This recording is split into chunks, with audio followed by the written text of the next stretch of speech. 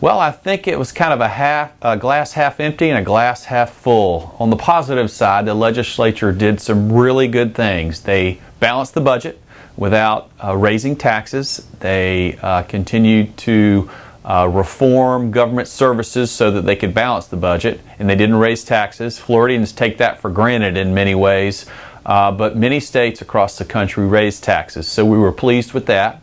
The legislature also did some outstanding things as it relates to education reform. Florida, because of its reforms over the last 10 years, is one of the top 5 states in the country when it comes to national test scores for graduating seniors. And the legislature continued to advance those reforms that allow for more accountability in K-12 education and also give more parents and families choice and opportunity when it comes to K-12 education. And then finally, the legislature reformed an entitlement program called Medicaid that needed to be reformed, allowing market forces to bring down the costs. Currently, Medicaid is roughly 1/3 of the state budget, and it's continuing to gobble up the state budget. And so they put in place reforms that over the next few years will rein in those costs and allow more dollars to be allocated to other important programs around the state apart from Medicaid. The legislature left a lot on the table that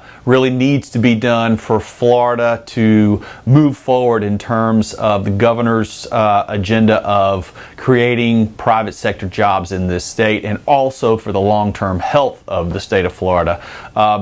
Chief among the issues that were not addressed that really need to be addressed is the issue of property insurance reform.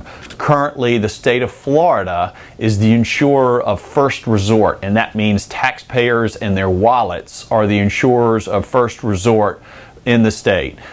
If a hurricane blows through any area in the state of Florida that is highly populated, or even a heavy tropical storm, the taxpayers currently, as the insurance system in place in Florida stands today, taxpayers are on the hook, and they will be paying for all of the damages that are done. And what needed to be done was they needed to allow private insurance companies to come back into the state of Florida to be able to allocate dollars to protect Floridians across the state. And right now, there's kind of this invisible guillotine hanging over the state of Florida's economy because we did not reform property insurance. Second issue that's very important that the legislature did not do and needs to address this next time is that they need to, that while they did some pension reform, they did not go far enough. In many local municipalities, and certainly the state of Florida as well, are facing unfunded liabilities that must be addressed in the next few years. And the best way to address those unfunded liabilities is to move all government workers, local and state, from defined benefits to defined contributions.